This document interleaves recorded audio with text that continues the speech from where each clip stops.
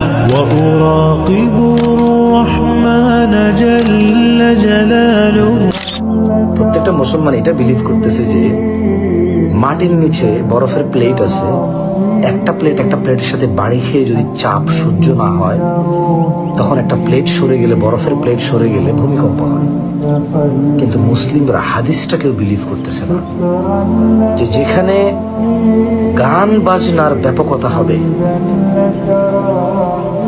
নর্তকীর ব্যাপকতা হবে এবং মদ পান সহজীকরণ হবে, তখন ভূমিধস, ভূমিকম্প আর আকৃতি বিকৃত হওয়ার ঘটনা ঘটবে।